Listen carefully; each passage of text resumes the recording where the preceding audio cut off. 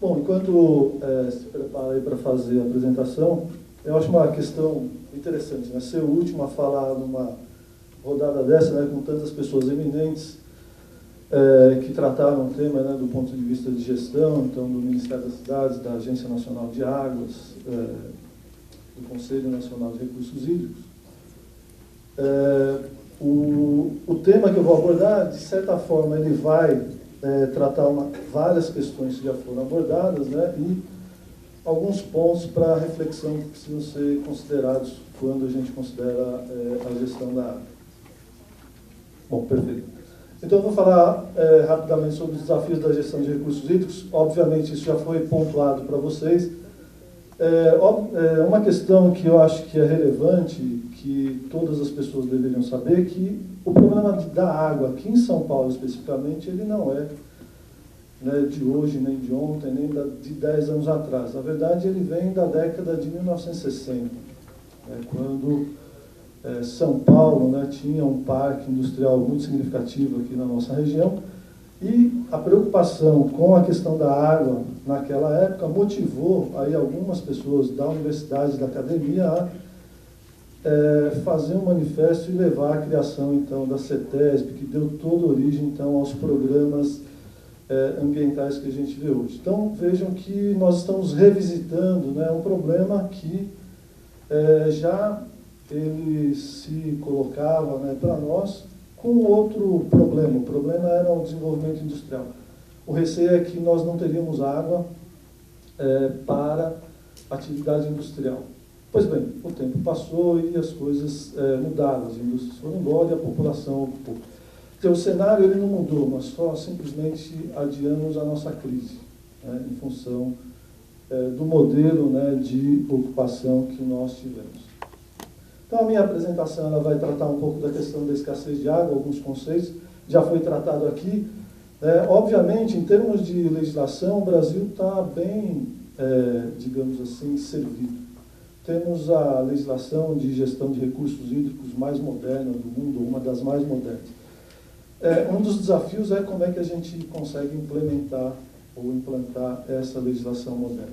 Quer dizer, são vários atores, como foi mencionado aqui, e, inevitavelmente, nós temos preferências, né, muitas vezes. Quer dizer, o conceito de gestão de recurso hídrico, por muito tempo, ele ficou vinculado à quantidade. Ainda hoje, né, as pessoas tratam a questão da gestão de recurso hídrico por quantidade, né, isso é uma herança, né, que nós temos do passado. Então, a minha apresentação vai tratar esses tópicos, né, e tentar traduzir vários daqueles termos que foram usados nas apresentações anteriores, para a gente tentar conseguir instrumentos que favoreçam a gestão de recurso hídrico, né, que são indicadores já existentes. Então, o conceito sobre escassez, ela basicamente deriva de duas formas, né, escassez natural, onde você não tem água suficiente para atender a demanda, isso decorre de condições climáticas desfavoráveis.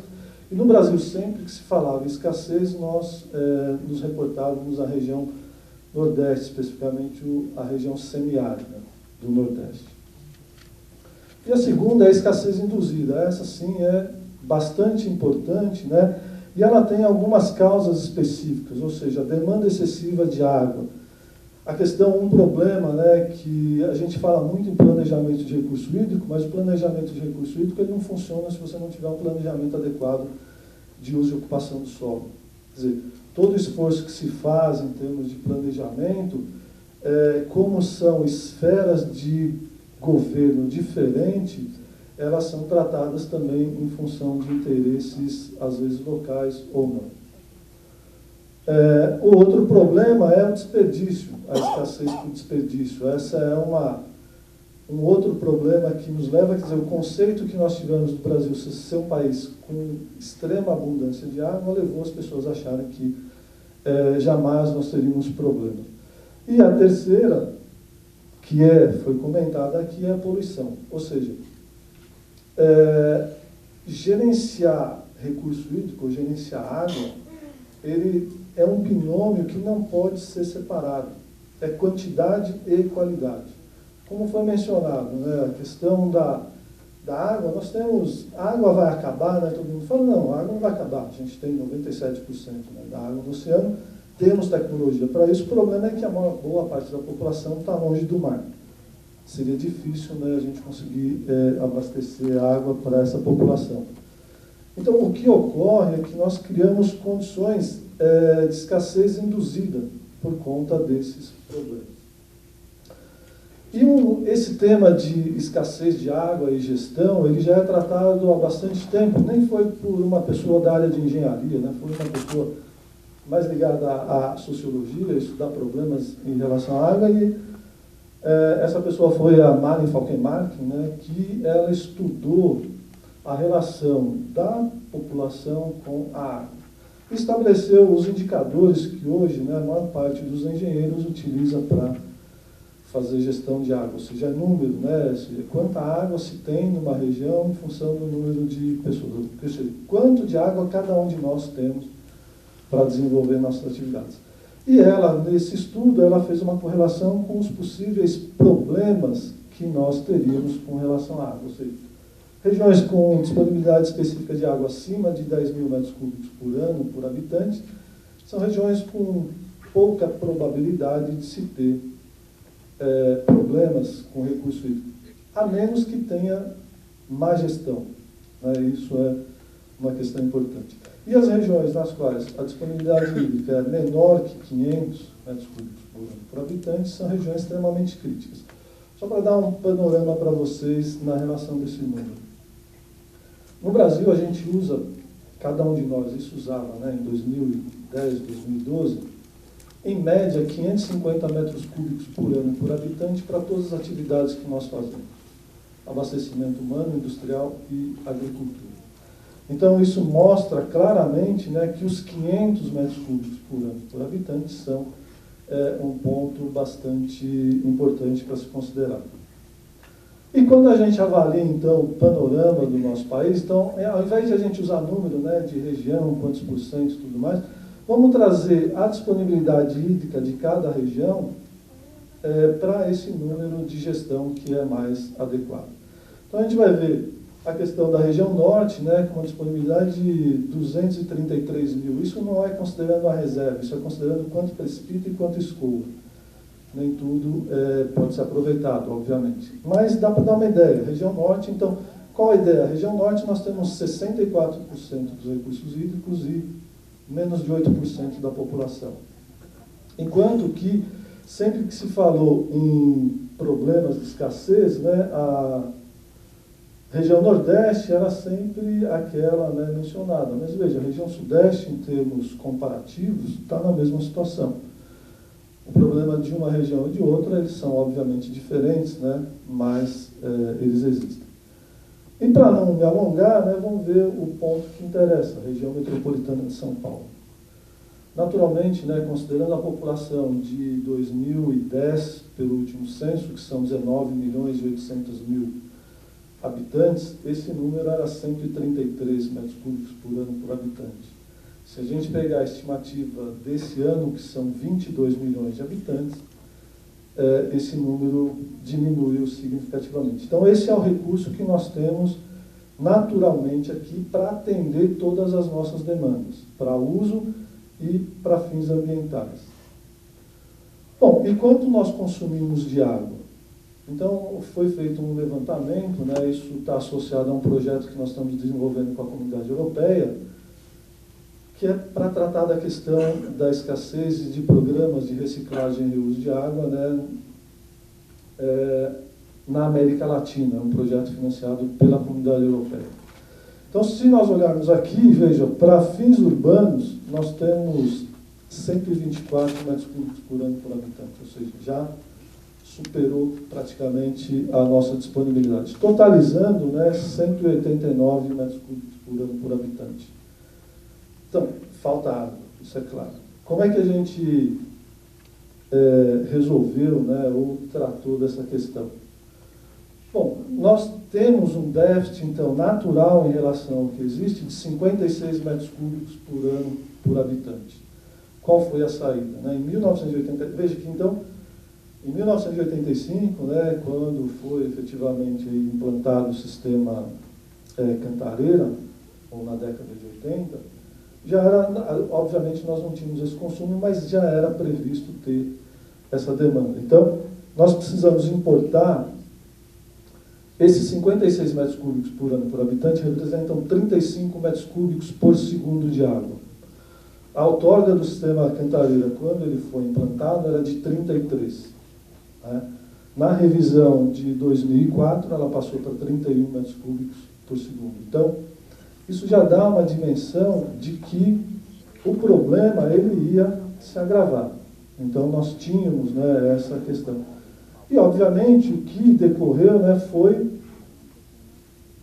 às vezes a gente comenta, né, foi comentado muito aqui as perdas na rede, né, e se culpa, às vezes, muito a companhia de abastecimento. Eu não estou aqui para defender nenhum setor nem outro, né, mas enquanto a gente não assumir que todos temos responsabilidades e, ao invés de tentar buscar um culpado, né, a gente assumir a nossa culpa e dialogar com todo mundo, veja, a companhia de distribuição de água, não só aqui de São Paulo, mas de qualquer outra, tem, culpa tem.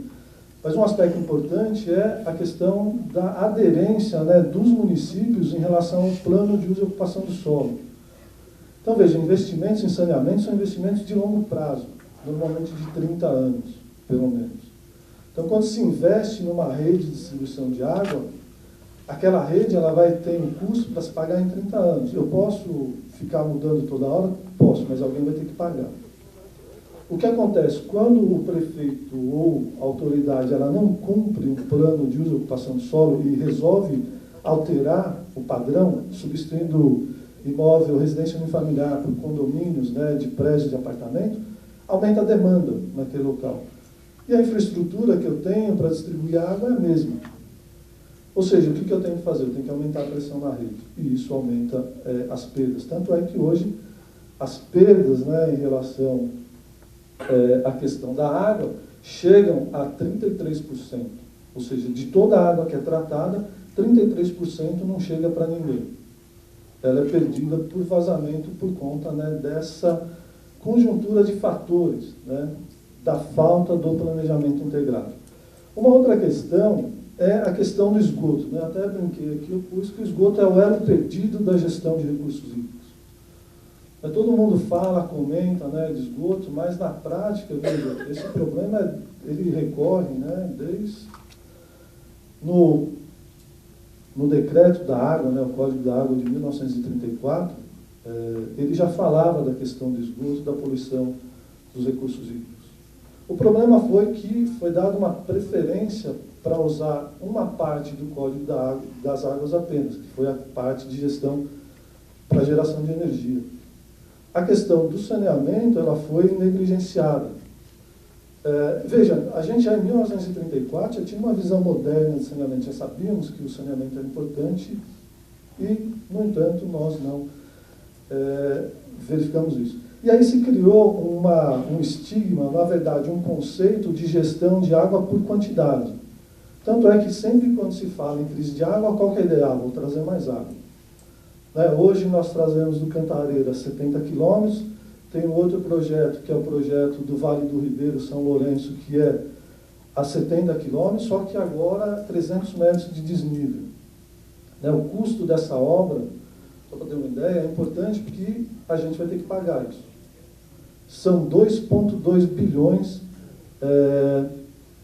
de reais. Só para ter uma ideia, essa adutora tem 70 quilômetros. Uma adutora similar de 17 quilômetros, ela impactou no custo de um sistema em R$2 por metro cúbico.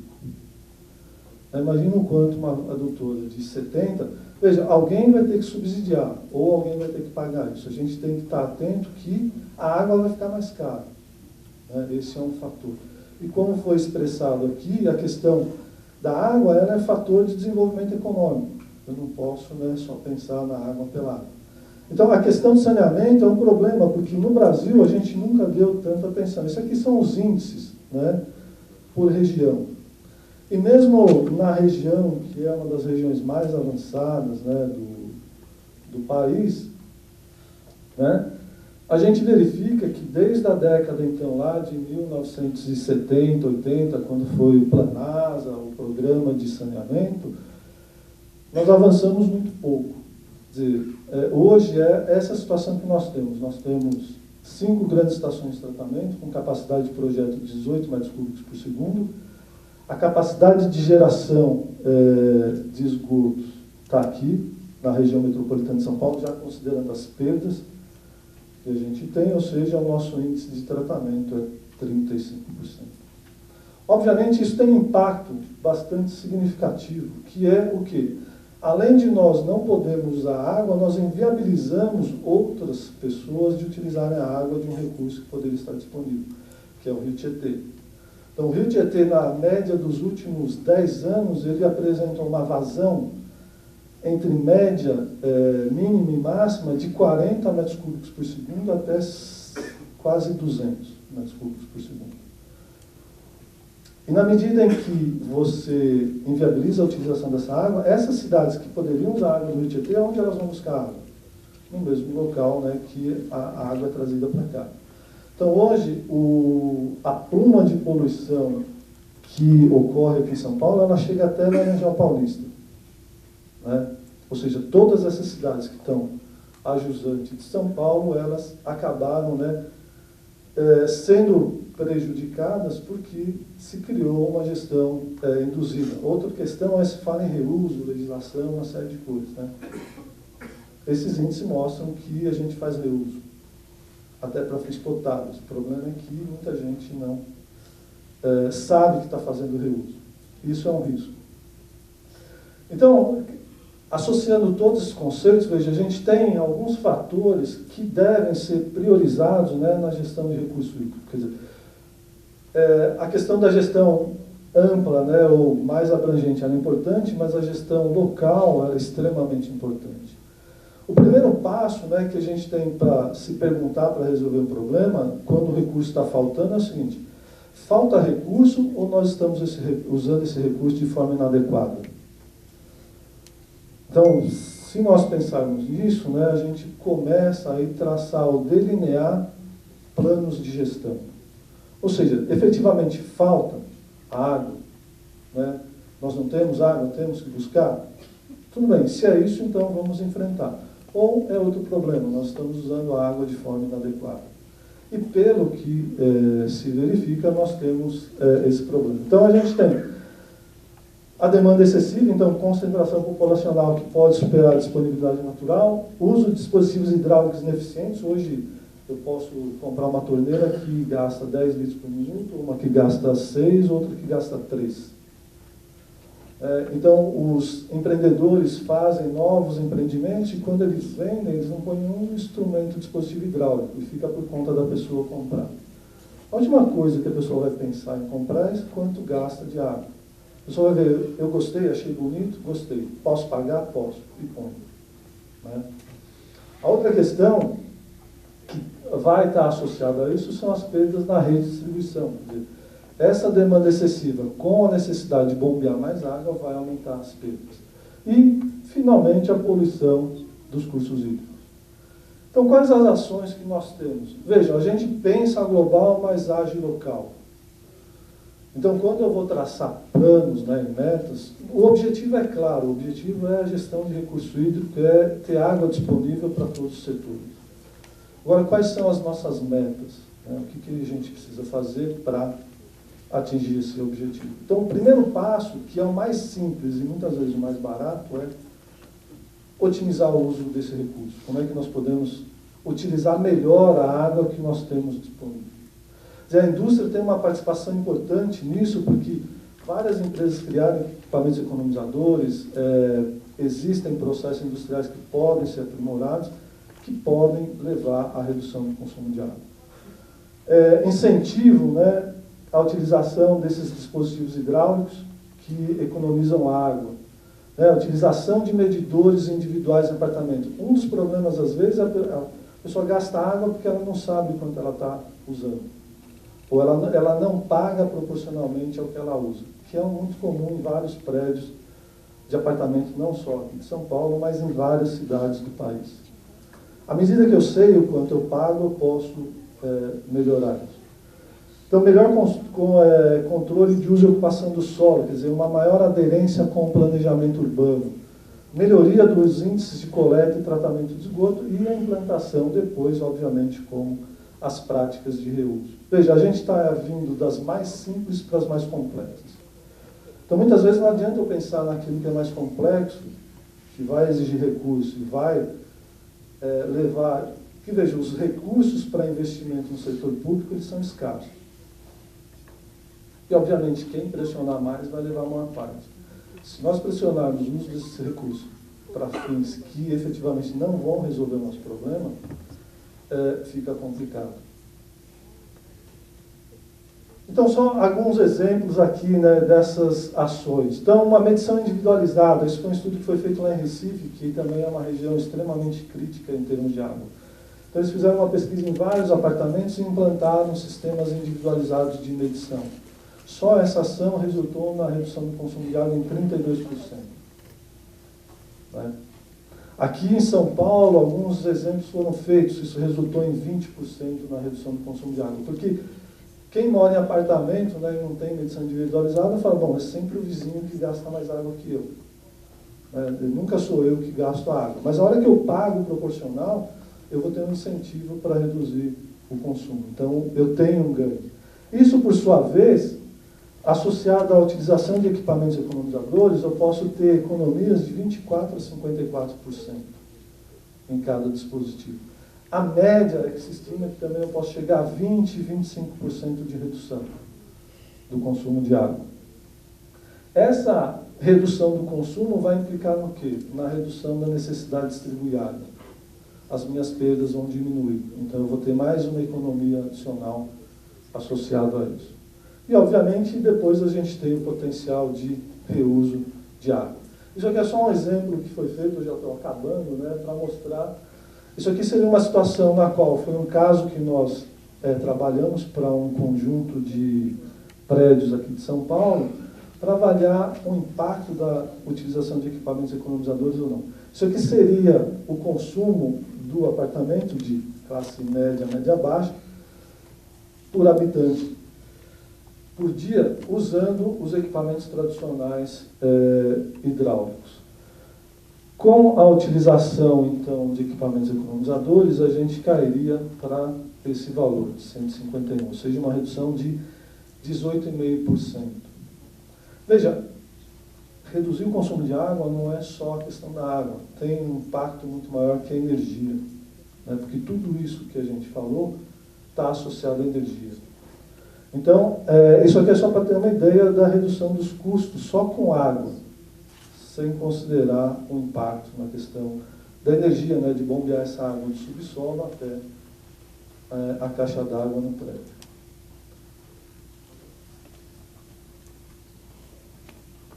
Bom, o programa de reuso é uma questão importante, né, é um tema bastante relevante, mas veja, ele, a priori, obviamente, ele está numa linha, né, de medida para reduzir os problemas de escassez de água.